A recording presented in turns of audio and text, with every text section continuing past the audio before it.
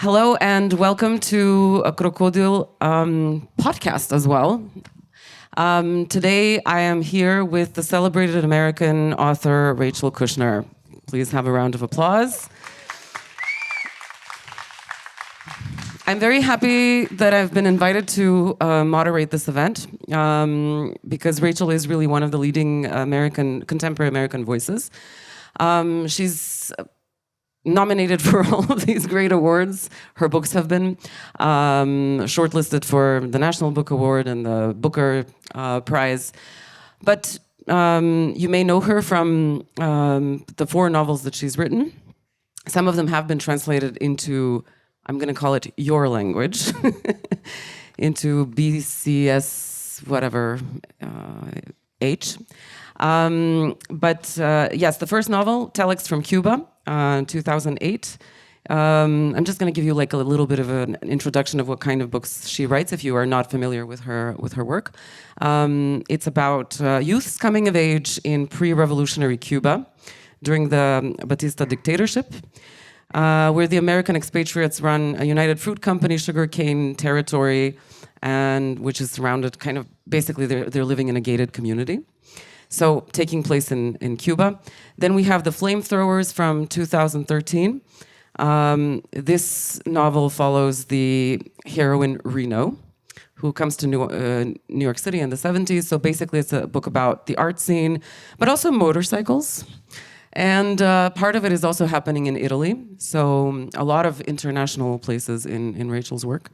Then we have The Mars Room. And I have that book here. This is the only book that we have that has been translated into Serbian. So it's been published by Laguna. And it has been translated by Dubravka Srečković-Divković. The Mars Room is something that we will be talking about today. And the forthcoming book, actually, that you can... Oh, I forgot to say. The Flamethrowers, I recently found out, has been translated into Croatian by our wonderful friend Luisa Buharova by Profil in 2017. I wasn't aware of that. And the last book that we're actually promoting tomorrow at the Bukstan Festival in Sarajevo is Creation Lake in 2024, which has been translated by Mirjana Eftov as Jezero postajanja, published by Bajbuk. Rachel is also an author of nonfiction essays. You just published, or not just, when was The Hard Crowd published? 2021. Okay, not that just. We have an essay collection and a short story collection, The Strange Case of Rachel K. Well, my impressions about reading Rachel's work is essentially you have some kind, it's about people who have somehow been shunned from society.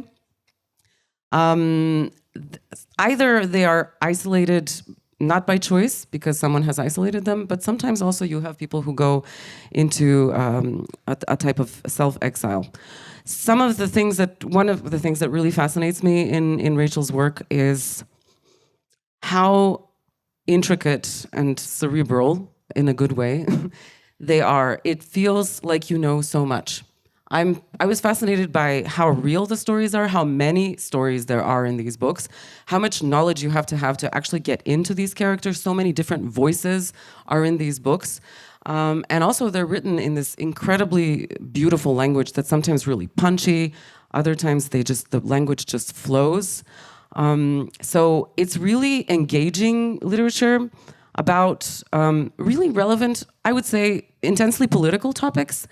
But it doesn't feel like you're writing about politics. That's also something that I consider very successful, because you feel like you get involved with these people as you're reading them, especially all of them, actually. So we're going to talk a little bit about the 2 books, The Mars Room, that is available here in Serbian, and also a little bit about Creation Lake, because you'll be able to, it's the latest book, and you'll be able to get it maybe as the Bosnian edition from Bukstan. I want to talk a little bit about, Rachel, in the beginning. How is it that you are able to switch narrators so easily? Because very frequently you write in the I, in the first narrator, but also you switch. Sometimes in one book you'll have many different types of narrators, which I find really refreshing, to be honest, because normally we choose one type and then we stick to them. But then you switch around, especially in the Mars room. So I want to know, how is it that you choose the type of narration, and how are you able to get so deeply into these characters? Yeah, thank you. Thanks for that introduction and for doing this event with me, and for this wonderful question, which doesn't necessarily have a simple answer. But first I'll say, I think that writing in the first person for a fiction writer, for a novelist, is the most difficult thing that you can do. And that's part of the reason that I often choose it, is I'm interested in the challenge of trying to figure out and demarcate a distance between myself and the I, who is the person who's speaking in, as I in the novel. When you read, autofiction has become, it was popular in France in the 1990s. It's become very popular in the United States in the last 10 or 15 years. And those are novels that are written by people who are very similar to the narrator. And usually the narrator is a writer even, and has just published a short story in the New Yorker, and the person's novel who you're reading also published a short story. And it's all like just this slight shift in difference between the life of the writer and the life of the character in the novel. I read those books and sometimes enjoy them and admire the craft of them. It's not at all what I do. I'm not that interested in my own life. I feel like you can even crudely categorize the world of writers into two types: the people who face inward and write sort of psychological examinations that are very much rooted in their own biases and subjectivity and outlook, and people who face outward, who feel like the world has something to do with them. And the closer they look and the deeper they examine and the better they pay attention, the more they will know about themselves and their purpose here on Earth. And that is how I feel. Like, I'm in the second category of writer. So when I write a novel and I want to somehow harness the truth and evoke it, if I write in the first person, I'm occupying a subjectivity that is not my own. And I could try to get into who that person is. And it's harder if you speak in the I. Like, a person who speaks in the I in a very realistic way, they don't describe what they look like, because we don't have that relationship to ourselves. So you often see that in a book, somebody will say, like, he gazed into a window and saw his reflection, or it was raining, he looked down into a puddle and saw himself staring back up at him, and that's when they start describing what the person looks like. Like, when you write in the I, you're looking out as that person. So I very much like that distance. But then I sometimes feel like the novel is about evoking a world. And for instance, with the Mars Room, I really wanted to write a novel about California, which is an enormous place. It's 40 million people. It's an enormously complex place. And the novel largely takes place inside a California prison with a character who's meant to spend the rest of her life there. And she enters a universe inside the state of California, which has its own kind of limitless feel. It's a vast place with its own rules, its own social mores. There are characters. And in order to tell that story, I felt I couldn't just tell it from her perspective. I was going back and forth, and I still do, to visit people in prisons, which are sited in very rural areas in the Central Valley. And you can see them from the road at night because there's this huge light source way out in the dark. And if you didn't know what it was, you would just wonder, oh, is that a factory or an oil refinery? What is that? But if you know about the prison, you go, oh, there they are. There's people I know in there trying to sleep with those lights on. And then I decided I had to have a character who could see the lights. And so it's about that. It's about perspective. And then suddenly I'm casting a second role in the book, which is somebody who's free to come and go from the prison. Often if you write a novel that's only one character, the novel ultimately becomes about character. and it's just about the story of one person's life. And I'm kind of interested in a bigger story, which is like how people move through history. Well, it's interesting in the Mars room because we have the main character, Rami Hall, who is convicted of a crime for murder, and she's supposed to spend her entire life behind bars in this Stanville, is it? A prison? Yeah. Is that a real prison? It's modeled on a very real place, and anybody who's even spent a minute there would know from the book that it is. It's Central California Women's Facility, which is the largest women's prison in the world. Oh, okay. But I called it You called Stanville. it that, yeah. Because you mix fact and fiction a lot. That's why I'm asking you. Because sometimes you see a lot of real people, like you have Ted Kaczynski in the book. Then you have in Creation Lake, you're talking about Guy Debord. All of these historical things are happening in the background of your books. But then also, so I'm never really sure what sometimes is based on reality and what not, which is kind of exciting, actually. But all novels are a mixture of some fact and fiction, right? Otherwise, like, why read them? I feel like I build a parallel universe that's meant to have the depth and the glint of this one, because I want to know about this life here, and writing the novel helps me understand us better. Do you know what I mean? Yeah, I get it. So now we're drifting into many different questions, but back to Stanville. Well, I actually do want to know, and I will go back to Stanville. You're saying it helps you understand the world. Do you think it helps readers, or that's the point of why we read these books, or what's because it's a political novel as well, right? So I wonder what you think about its place in the world today, literature, in that sense. Well, there are different kinds of books, but if I read a book that purports to be set, for instance, in California between the years 2001 and 2013, I would hope that the person who wrote the novel has a command of their subject and can be an authority and have some sense of how history shapes people's lives. And I don't want to be bombarded by facts in a novel. It has to be worn lightly. Knowledge has to be worn very lightly. But it's not, it's not a metaphor. And it's not like something that's written by Samuel Beckett, which I like that work, but when it becomes sort of detached from reality and is highly symbolic, that's a different thing. This book is meant to tell a story that could come some way for me to be a story that echoes the ones that I witnessed growing up, because I went to school and was quite good friends with some people whose lives ended up very different than my own, and ended up going to prison for long sentences. And so I wanted the book to take the gravity of real lives and the consequences of California having built this enormous system that people go into and just effectively disappear.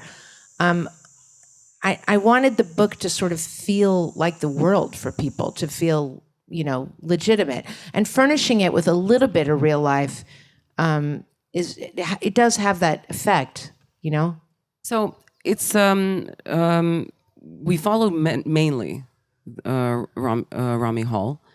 There is an element of like a thriller, a little bit like a true crime element when you begin the book, because as a reader, I'm constantly trying to figure out what happened, and then you also give us that perspective, so of the person that she murdered. But within the whole story, you have also the women prisoners that are there. And all these really colorful and true sounding stories. So it's impossible, I believe, to write such a book with such incredible detail about the prison system in the United States. It feels like you have you been to prison, Rachel? No. I've spent a lot of time there. Yes, please tell us, because you know some really interesting things, like how they pass things through the toilet, or I don't know, how do they make alcohol, or how... also, you know a lot about these characters that have led, yes, as you said, a very different life from yours, something that I cannot imagine. And so how did you make it so real, or let's say, I don't know if you like the word research, but obviously you had to dive into these stories in order to actually bring them so faithfully to the page? Yeah, well, the narrator, whose name is Romy Hall, she, in terms of creating a character who's going to go to prison to serve a long sentence, it took me a while to figure that out because I wanted her to be to have a certain set of faculties and think in a particular way, and she couldn't be that different from me. I mean, she couldn't be completely different, or just I wasn't going to be able to pull it off convincingly. But then I realized, I'll just make her from my neighborhood because it turns out that, I'm still learning about people now who are going to prison. Somebody from my neighborhood just got out of prison and then was murdered by his landlord like a month ago. I don't know. It's a strange neighborhood. I don't know why it is that way. But so I made her a girl from the block. And so it's my neighborhood. And her friend group are my friend group. And her young adult life is very similar, to be honest, to one that I lived. And then the prison part of it, I've spent a lot of time and still do with people who were incarcerated, some who are incarcerated now. And I go to prison to visit people, but there were certain details that I wouldn't have known about without engaging in some of that. I went on this tour in 2014 with a group of young people in college, and they were all criminology majors who were invited on this job fair, basically to become prison guards. And the guy who ran the tour, I knew about him and his tour, and I had asked if I could join. And he said, you seem like a very nice lady, and you are never coming on my tour. Because if the prison wardens find out that he snuck a writer in on his tour, they would prevent him from coming back. And then, so I was asking him, like once a year for several years. And then in 2014, he wrote me and he said, I am retiring this year. If you would like to join on my final tour as a continuing education student, like you have to pretend to be something you're not, you can come on the tour. And he snuck in a yellow legal pad for me so that I could take notes. And he said that I was his assistant. And I learned a lot on that tour that was very different than what I learned from friends and other people in prison, because we were brought into the prisons as sort of one of their own. And so they could speak freely in front of these students who were all planning to work for the California Department of Corrections. And that was really shocking because I was shown the videos that they collect in the prison of prisoners killing other prisoners. It was tough. It was really tough to watch that kind of stuff and to just relentlessly, I was on a bus for 10 days going to 14 prisons. But on one of those tours, I was led into the cell of a man. He was a former Los Angeles Police Department officer, LAPD, who had become a contract killer. I guess this is a little bit of a true crime thing. And he was serving life without possibility of parole. I don't know if you have that here. We have a lot of people in California who are serving life without possibility of parole, and that's a different thing. When they tell you you're going to leave in a coffin and not before and not otherwise. And this guy doesn't leave his cell because he's a police officer, so he will be immediately killed if he goes on the yard.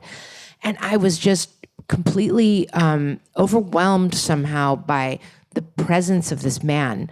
Like, he had the photographs of his past life on the walls, his Harley Davidson motorcycle, which he doesn't own anymore. His whole story is just in this prison, in this cell. And the group moved on, and I stayed and kept talking to him. And he started telling me about murders that he had committed for which he was never convicted. And there was something about this man, like his essence, it went into my skin. And so he became the character Doc in the Mars Room. I made a lot of it up. He's obsessed with country music, and he tells dirty jokes, which are basically the dirty jokes that have been stuck in my head. We all have just a few. And so, I build from nothing in a way. I love dialogue. I love to listen to people talk. I'm able to produce speech that isn't a repetition of what I heard, but it's built from a study of cadence and speech. And that character is inspired by that experience. And a lot of it is like that with me. It's just like being in the right place at the right time and building a whole person out of like a little bit of DNA that I got in this moment in his cell. Well, it's fabulous in terms of how detailed and believable it is. I was thinking how, seriously, as you read this book, you're thinking, how is it possible? Because it's like the little things, and then I took something and I put it over there. It's like you have to have the geography of the whole cell in mind in order to do that. But while we're at geography, you said this, in many ways, this novel is somehow about California. It feels like California is a character in this novel. I want to know, in terms of geography and the distances between the places in America, America, I think, is marked by distance because it's such a vast country. How much has geography affected your writing? Because you were born in Eugene, Oregon, then you moved to California. You also lived in New York, but also you lived in Europe. So a lot of you have a lot of different geographies in your writing. But also I feel that the culture exists within each particular space that you put on the page. Yeah, well, I'm interested in worlds and subcultures. And I mean, ever since I was little, I wanted to be exposed to bodies of knowledge that you couldn't figure out just by reading books. I mean, reading books has obviously been important, but like going into a new world. I mean, so I don't know if it's geographies so much as the rules that are associated with groups of people. I mean, but I also, I love nature. And there's a component of the Mars Room that is about industrial agriculture and what's happened to California, which actually never had family farms. It was always industrial agriculture. And it's a strange story, but the prisons are all sited in this 500-mile long stretch called the Central Valley, where we produce most of the fruits and vegetables exported to the rest of the United States, and the majority of the almonds that are grown globally. And some of the people in the prison are allowed to work in the almond fields. Most are not. But these prisons, which are, you know, they have electrified fences. The women's prison is a level 4 prison, it's a maximum security prison.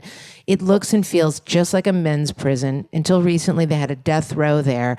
It's all, you know, there's shooters with guns in guard towers.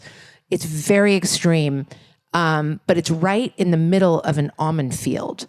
And when the almonds are blooming in February and March, is this gorgeous white floss that gauzes the exterior of the prison. And a lot of the people who live in these areas have historically worked in agriculture. But because of the climate crisis and this cycle of drought and rainfall, a lot of these fields are no longer growing as much food. And also because of mechanization. For instance, the almonds are mostly picked now by robots. A lot of agriculture has become automated, so there are fewer jobs in these places. And it's part of the story because it means a lot of people graduate from high school. They are not from a family that historically would encourage them to go to college. These are modestly educated people. And they can get a job in a prison making a pretty good wage. And then they get there and they find out that it's an incredibly tough place to work. The suicide rate for guards in California prisons is as high, if not higher, than the suicide rate of people who've come back from active combat. So that is geography in a way. You know, the Central Valley, people don't really think it's beautiful. It's these vast tracts of geometrically divided parcels. And there's a highway, Highway 5, that goes between, you know, San Francisco Bay Area and Los Angeles. And for most people, it's just a waiting zone. You're just waiting to get from one metropolitan area to another. But I'm interested in forms of beauty that are, it's an acquired taste, you know? Maybe like certain drinks that people were having at lunch today, this quince thing, I didn't taste it. But There, but the Central Valley is an acquired taste in a way. The forms of beauty there are muted because the topsoil has eroded and lifted. The light is this very hazy yellow color. And so you start to become attached to these features. And I like to look at places closely. It's different with each place. I mean, my most recent novel, Creation Lake, it's all set in France, and it's in rural France. And part of it is actually about agriculture again, but it's about dairy farmers on very small tracts and how difficult it is now for farmers in France because of EU price setting and the difference in politics between some of the farmers and the young anarchists who come there to try to advocate for them. But that's like, it's such a different thing. And it just happens to be that I've spent a lot of time in France and it's a story that I'm familiar with. And I thought it'd be a good setting for a novel. It's a completely different world than California. It's just lucky that I get to traverse and be plunged into these different worlds. But how do you know so much about agriculture and these communes? Because it's telex from Cuba. You have it in Creation Lake. You also talk about this in the Mars Room. How do you know this? Because it's really intricate knowledge. Yeah, I don't think I know that much, but I try to write about things that I have a natural curiosity for and have had some organic, I mean, no pun intended, organic exposure to. Like Cuba, my mother and her three sisters grew up in a very remote part of Cuba on the eastern end of the island where a company called the United Fruit Company, I don't know if there's anybody old enough here to remember, the United Fruit Company controlled the banana and the sugar trade all over the Western Hemisphere. And in the countries in which they operated, they were more powerful than the leaders. And in fact, they staged a coup in Guatemala and kicked out the president. And in Cuba, the head of United Fruit was said to be more powerful than Fulgencio Batista, who was the leader. And my mother and her sisters grew up in this world that was totally dominated by United Fruit. I mean, they owned the post office and they engineered the roads and they ran the school. And if you wanted to buy groceries, you go to their commissary. You live in their world of their very colonial and colonializing social mores. But to understand the story of this place, I needed to understand sugarcane and how it's processed. Fidel and Raul Castro grew up on a compound owned by their father, Angel Castro, that was completely surrounded by United Fruit. And the United Fruit overseer hated Fidel's father because he wouldn't sell his land to United Fruit. And they grew up, Fidel and Raul, looking into the gates of this American compound. And so you can see the roots of the whole thing and the sort of anger and the, maybe what a Freudian would call the jouissance of expropriating American land comes from having been excluded from it as children. So with that, I studied that a little bit. And then the history of California, it's important to know how those growers worked. And just going back and forth between the prison, I started to notice there's nobody in the almond fields. Why is that? And then I talked to a filmmaker friend who had a student who was from his family are almond farmers. And he showed me around and you see how it all works. And it all has to do with the prisons because a lot of these people have either leased or sold their land to the state of California who've then built these prisons. This is part of the story. And with France, I just happened to go to a part of the country every summer. My son was working at a summer camp there. He's very involved in French culture and knows a lot of these rural people. And then you meet people and you start talking to them. And it's just acquired in the normal way. Feels like you've been to a commune when I read your books. Well, I have been. I've known a lot of people who have wanted to try to find a way to leave some aspects of modern capitalism by sort of retreating within it, and people, engaging in different forms of collectivity and farming together. I mean, I don't really want to do that because you have to go to a lot of meetings, and there's like a lot of debates and there's always like one guy with a lot of charisma at the center of it and has a certain amount of power that renders the commune vulnerable to dysfunction. But I also am a child of the 70s and grew up with parents who engaged in a certain kind of subsistence farming, like in our backyard. Eugene, Oregon was a kind of hippie mecca because of, for many reasons, but Ken Kesey and the Merry Pranksters, that's where they pilgrimaged to and arrived. We don't know what that means. You have to explain to us. And the whole context of, Eugene, Oregon, I don't think people here understand. Can you give us a little bit, that's the geography of your it sort of has this kind of mythical, in the late 60s, it was a place that was full of hippies. It's a small town. It's a university town. It's also a logging town. But this guy, Ken Kesey, who was a sort of counterculture figure in the late 60s, had this group of people from New York City called the Merry Pranksters, and they took this school bus out there. And my parents weren't really part of that, but it was like a culture of taking LSD and a sort of anything goes type of thing.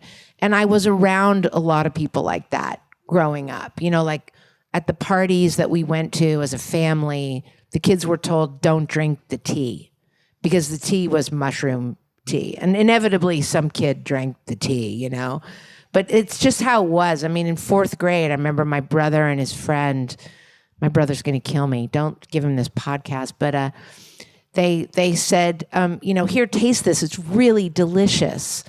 And I didn't know what it was. Maybe I was in 3rd grade. I mean, it was water from a bong. It tasted horrible. Has anybody ever drank bong water, Not me, but I'm sure someone here has. So, you just write what you know to some degree. But this is interesting. Because it is connected to the Mars Room. You have a really interesting biography. So you come from this place. Your parents you describe them. A lot of the newspapers or like the interviews, they all talk about your parents, which might be annoying for you. I don't know how you feel about being asked about your family all the time. I sure am annoyed when somebody recently, I had an interview and they said, your parents, I was like, what? I don't really want to talk about my parents. I asked you today, but I think for us it's interesting because we have this kind of mythologized idea about the United States because we've been watching all these films. And so for us, it's like, ooh, it's the 70s, California, Oregon, even, hippies, beatniks. And so you were raised in that kind of environment and then you moved to San Francisco. So what were your parents like? You're saying they were beatniks, but they were intellectuals. Yeah, my parents are really great. I mean, I never read the interviews afterwards, so I don't know how much they put in there. They all talk about this, your beatnik hippie parents, and that they were scientists. The one thing I sometimes feel, I feel guilty for dragging my parents into the public eye because, like, my dad thinks having Instagram is really pathetic. He's sort of like, why not just live your life? Why do you have to share it with all these people you don't even know? But I did recently put a couple pictures on Father's Day of my father. I put up the first one of him on his motorcycle in 1965 before I was born. And then one of him in the 70s, and he has these really cool sideburns. And then one of him now, and he still has the sideburns. He's turning 88 this year, and he's restored that motorcycle and got first prize in a show of rare bikes. And he was driving up to the stage to get his prize. So I'm proud to be his daughter. My parents are interesting people. But wait, you were raised with motorcycles basically because of your dad. Yeah. That's why you race, right? No, I mean, I don't ride motorcycles at all anymore. Unlike my father, I've completely given it up. I mean, I've ridden a little here and there, but I sort of lost interest after cumulatively seeing so many people I knew die on motorcycles. But you almost did too, right? Well, I have an I have to tell this story. I mean, it's really interesting that you slid off a motorbike at 130 miles an hour. But I mean, that's more in kilometers. I don't know. Like 200 maybe kilometers per hour? It was a long time ago, but I have an essay about, it's called Girl on a Motorcycle. That's about this race that is done starting in Tijuana at the border, California border with Mexico. And you go all the way to the end of Baja California. It's 1,100 miles. And I used to be really into riding motorcycles and riding fast and racing motorcycles, but this is an illegal road race, and you have to be careful for things like cows sleeping in the road in the middle of the night, and like Pemex fuel and oil dumped in the road. It's a super dangerous race, and the person who is a friend of mine who won the year that I did it, he died doing that race the next year. And then like a year later, they stopped having it. But I wrote this essay that's just all about the whole adventure of planning for that race and, getting ready for it. And then I did crash halfway down going 130 miles an hour, which was a bummer. But then somebody stole my motorcycle, my crashed motorcycle. So it just became a whole adventure of trying to get it back. And that's in And nothing happened to my book, The Hard Crowd. No, I mean, I was wearing race leathers and a helmet, and I was very lucky because I landed in sand. Most of the way down, if you crash, it's either a cliff or it's rocks, and that would be it. And a lot of people, I knew somebody who lost a leg in that race, so I was very, very lucky. And this is a kind of a funny thing that I just sold my papers, like my archive, to Yale University in New Haven, Connecticut. It was like Ivy League University, very fancy. And they bought my leathers and my helmet that I crashed in Baja. So they'll be preserved for like 800 years, them and those leathers and Tito's tomb.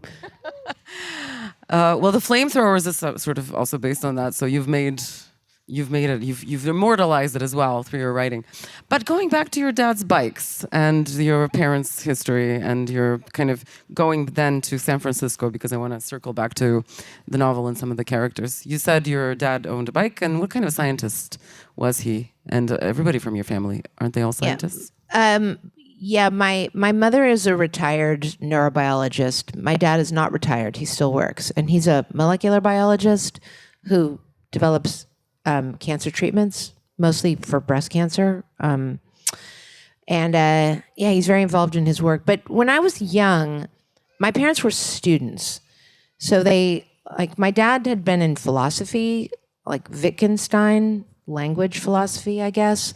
And then he got disillusioned with that world. He met Robert Oppenheimer. You guys know who that is, right? Yeah. When he was an undergraduate, he was walking across the green at his university, and he encountered his physics professor who was with another man. And his physics professor said, "Oh, this is one of our star students," introducing my dad to the man.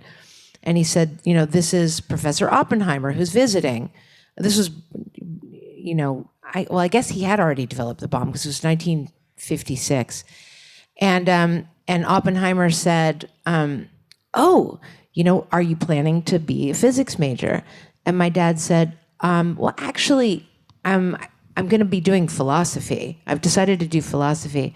And Oppenheimer said, "I'm sorry, but that's an empty bag." So my dad eventually, I guess, discovered for himself the emptiness of the bag. He still does philosophy with some philosopher friends, but it kind of seems like people who go do, bet on dog racing or something. It's like this addiction he can't give up. And then he reinvented himself and went back to school, and both of my parents became scientists, but they were graduate students for like my entire childhood. And we lived in Oregon class-wise, I'm very middle class, but economically, they had absolutely no money because they were students. So we had to work. I had a job starting at the age of 8. I delivered newspapers, and I worked in a bakery and was paid in food. And my mother and I would collect bottles and cans on the weekends to take them to recycling centers. But it was kind of awesome because nobody in Eugene, except for just this one mean girl, nobody was rich. I mean, no one had money. No one was really middle class. Everybody was kind of winging it. And like, we lived in a bus for a little while, and then we had the bus parked in our driveway, and we would go all summer like in our bus and pick up hitchhikers. And it was very free. And I didn't have any rules. I was by myself. We never had a babysitter. We never locked our door. I think that my parents gave me this independence that was very practical for my mother because she was too busy to be a stay-at-home mom, and my dad he wasn't involved in our raising us. In certain ways, they were traditional in that sense, that he didn't participate in the house or the domestic duties. But it made it so I was just free to dream, and like I had direct access to the world, especially having a paper route. If you deliver newspapers door to door early in the morning when everyone's sleeping, you kind of own the city. You're like the mayor because you have trespass, and you're observing and you noticed things. Oh, they've moved, they've moved that wheelbarrow, and also you steal apples from like every yard. And then we moved to San Francisco, and my parents were postdocs, and they're unconventional people, and they always had people over and people around, and their closest friend was this guy, Johnny, who actually has been immortalized in somebody else's literature, but he'd gone to prison at the age of 17 for robbing a train.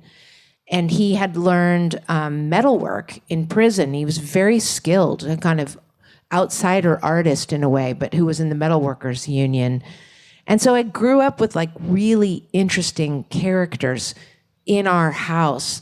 There's this phrase, the old weird America, that's used by this guy, Greil Marcus, who's sort of like a historian of Bob Dylan and Elvis. And it rings very true to me in terms of having been exposed to people who were part of this old weird America, like Johnny, who was sort of my godfather. His parents traveled from country fair to country fair selling like leather goods that are worked, with, what do they call it, like embossing? Like they made crafts and sold crafts at fairs. And this is like in the 1920s, So I felt like I was exposed to these streams of subcultures that have been going on for a long, long time. It seems that this is interesting because I was talking to someone about this and just how it feels like we also, when we were growing up in Yugoslavia, I think our parents would also our doors were also unlocked, and not everyone was constantly looked after by their parents. But because it's such maybe even like a tribal culture, there were always neighbors and grandmothers and grandparents, and you wouldn't have that kind of freedom to explore and to just be off on your own, which feels like you did, especially in San Francisco. I read somewhere that you had sort of like a delinquent life even when you were 11, and that, you got involved with certain, let's say, dangerous crowds for an 11-year-old, people who are doing drugs or people who are prostituting or working as sex workers. And so you had access to these people at a very early age, and then you graduated from high school really early. Yeah, that's true. I mean, I guess not having the neighbors, raising children as a community does have downsides, but it also can make you into a writer. I mean, yeah, we moved from Oregon. I got to San Francisco. I was in 6th grade. I was 10, turning 11. And one of the first friends I made at school, she invited me to go downtown with her after school. You take the bus everywhere in San Francisco. Nobody goes home. Nobody's parent is at home waiting for them. Most people just have one parent that I knew. San Francisco, I should say, I've come to understand this more later. A lot of the people that I grew up with, their parents were people who came to San Francisco in the late 60s. There was a summer called the summer of 1967, the summer of love, when a lot of hippies came to San Francisco. And it's considered the sort of like open, multicolored moment, bands like Jefferson Airplane, blah, blah, blah. But in the 1970s, it turned much darker. And a lot of those people ended up addicted to heroin, and those were the parents of my friends. So a lot of people had parents who were addicts, and this girl invited me to go downtown with her to try to find her older sister who was an adult. She was 18, and her sister was a streetwalker, there were other much closer exposures to that for me soon, not then, but San Francisco is a place, if you go to public school there, which means like a state-run school, you grow up very, very fast, at least then. I mean, that's just how it was. I mean, there were girls in my junior high, 6th to 8th grade, who were pregnant, and there were a lot of fistfights and a lot of violence. And you just learn to roll with it. But it was definitely gave me a lot of material to work with. This is what you have in the book. It feels like those people have grown up and now they're in prison. And well, some have reinvented them. My best friend from that era is a juvenile defender for the city of San Francisco. So when kids go to jail, she's the person who's there to advocate for them. And like, she dropped out of 10th grade, but eventually went back to school. So I would say about her, she went from juvenile delinquent to juvenile defender. But we have other friends. We have a good friend who's just on the streets right now. And that's really hard. It's really hard. It's very specific, I think, to your culture. And that's why I was kind of hinting at the geography, because we would never have that kind of story there. For us, this is familiar from movies. And so when you read the book, you're like, oh, this is American culture. This is San Francisco. There are such beautiful passages in the book that describe San Francisco, but it describes it in a sad way. Like at one point, the main character says something that she didn't really care about the Golden Gate Bridge. They didn't even notice it. They noticed all these other things. And then you mention all the dark places in San Francisco, but still she loves it. There's such tenderness towards the descriptions of the city, but also such incredible sadness in them. And you see that through the characters as well. I'm going to read you a little passage because I felt really moved by the character of Eva that's been described by our main character here in the Mars room. I keep calling her Reno, but that's your other character. Remy. No, Remy's your son. Romy. Because my mom also wanted to call me Romy, because of Romy Schneider. Yeah, that's why Romy is named after. And Romy Schneider is, there's something so moving about her face. And her life story is so tragic. I really didn't want to be... When I was really, kind of triggered when I saw the Romy thing here, because I thought, there's something so tragic. Why did you want to call me after a woman who had such a tragic life and whose child died in such a spectacularly horrible way? Yeah, he was climbing over a fence and he punctured his femoral artery. It's so sad. Yeah. But La Piscine is an amazing film that she stars in. So, yes, there's the Romy character as well. Sorry. So anyway, Romy's friend, Eva. I'm going to read a little section because it's just to see so that you get the sense. I pictured a woman on the landing of a hotel picking up lint from ugly red carpeting to see if it was crack cocaine, picking up a crumb, a match head, rug fluff, inspecting the object between her fingers, smelling it, giving it a little taste, putting it down, picking up another crumb, inspecting it the same way. She starts to cry, this woman, in her search, her endless search. It's as sad as anything I've seen. Can you tell us a little bit about this character? That's pretty bleak. I wrote that. You see, but it's also very beautiful. It's true. I've seen people do that, I don't know. I mean, I grew up with people who became drug addicts, and the person that was inspired by is still out there now. And sometimes I just think, like, she's out there in the wilderness. Like, she's just out there, and I'm in here. And it's like, it's the difference between destinies, like why people's lives turn out so differently. When you're friends, when you're 11, 12, 13, 14, 15, this person lived with us. My parents became her guardians. They tried to really help her out. When you're friends when you're 11, it's such an intimate thing, friendships between girls. It's almost like a romantic relationship, you're deeply cathected and interconnected. And then later on, there are other differences like, family structure, mood disorder. This person's mom left her in a bar when she was a baby, and then she was raised by other people. And then some people, then she left her own children. She did the same thing that her mother did to her. But when you're 11, you wear the same clothes and you invent your own secret languages that other people don't know about. And it's really hard to accept those differences to me. And so I try to never forget. Yeah, I think a lot about it, especially this book, is about poverty and differences in class and race, because we see that in the prison. In that way, I'm going to read another passage if you don't mind. It's about one of the characters who goes in and out of the prison as basically a teacher. Gordon was familiar from his time at college and graduate school with rich kids. If you grew up rich, you played a musical instrument, violin or piano.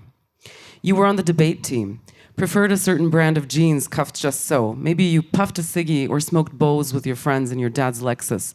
Then were late to your SAT tutorial. But so many kids did it differently and were done too differently. If you were from Richmond or East Oakland or like Sanchez, South LA, you might be trained from birth practically to represent your block, your gang, to rep hard, to have pride, to be hard.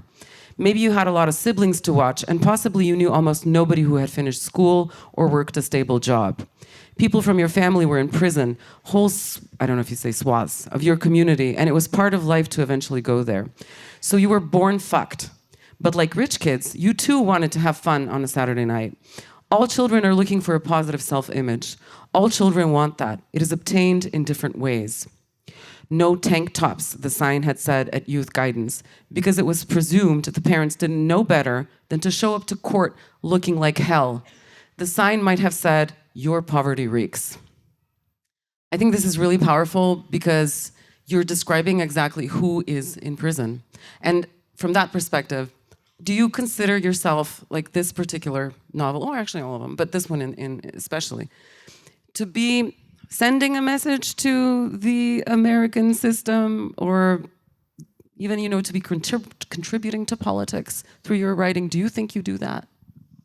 I try not to do that. When I was writing The Mars Room, I was just trying to figure things out for myself. And there were a lot of questions I had that were really difficult and even painful to think into, and didn't at all have obvious answers. Because the part that is not in that section that you read very beautifully, and thank you for choosing it and reading it, the part I don't go into there is that some of the people that I know in prison, a lot of the people in the prison now in California, have committed really inexplicable acts of violence, tough cases. I have friends who've done things that are really, really tough to think about and impossible for them to even talk about.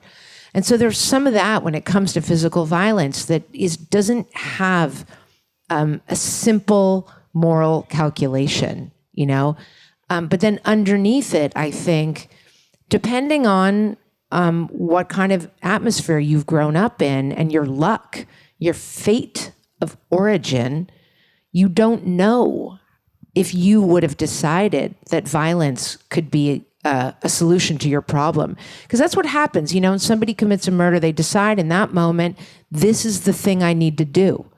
It's not like they're going, I want to spend my life in prison, but they make a decision based on the resources that they have in the moment.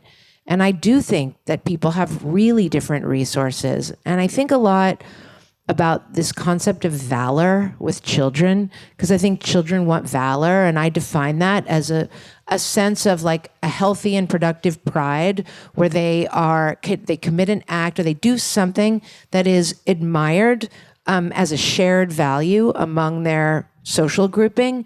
And so for rich kids from a nice bourgeois family. I mean, my son has been one of them because he's been, raised in a very stable atmosphere, and he's a pianist.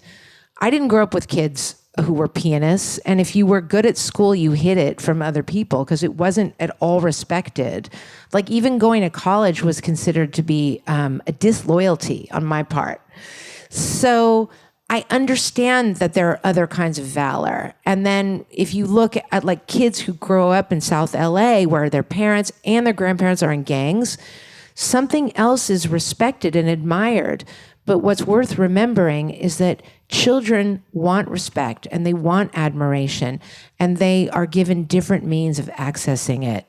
But I come back to that. I come back to kids and trying to understand where they come from. Thank you for that beautiful insight. Now, we don't have much time left, so we have 5 more minutes.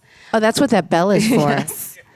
So just briefly, just to tell you, the Creation Lake is, I said we would talk about it, but then I got involved in this, and it doesn't matter. Tomorrow at Buxton, if you want to come in Sarajevo, we'll be talking about Creation Lake there. But it's about a spy who is a kind of disgraced former FBA agent who tries to infiltrate this group of anarchists in southern France. So there's an element of like a thriller, but it's also, I think, extremely political. And it's also kind of about cults as well and how leftists do their business. One of the things you say, I have to read this because we do this so much.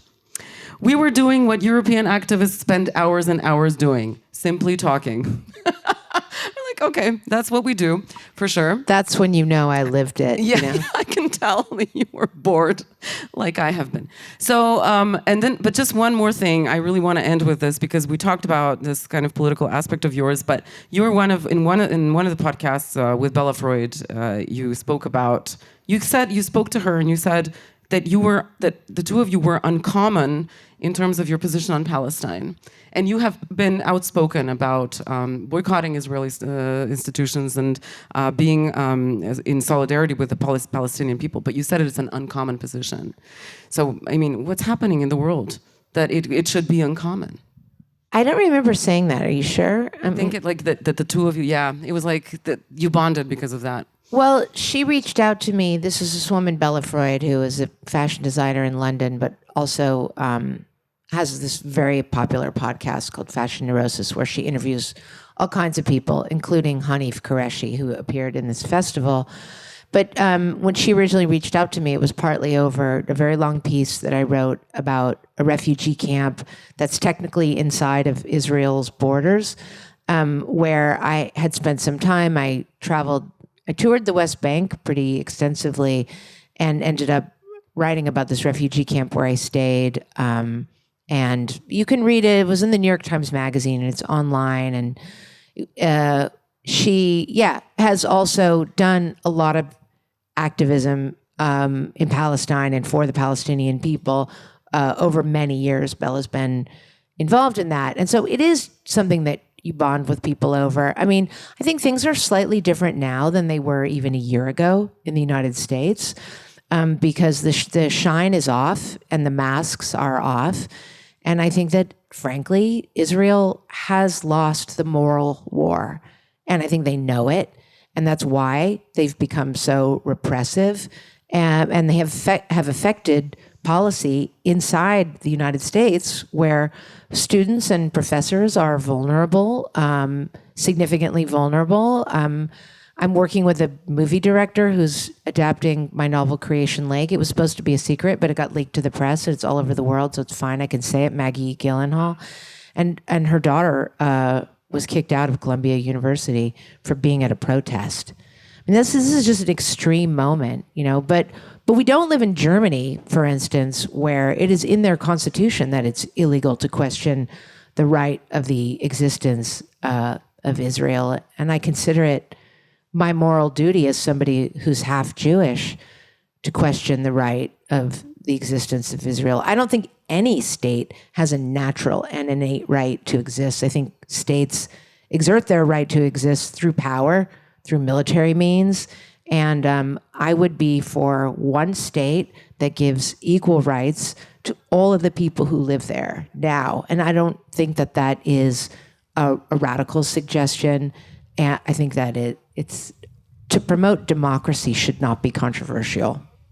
Thank you so much for that. So, Rachel, thank you for the wonderful discussion. Rachel will also appear on stage tonight, so you can hear more. Mima will be speaking to her, and also you'll be reading a little bit from your novel. Thank you so much for being here, and thank you, Rachel, so much. Thank you, Romana.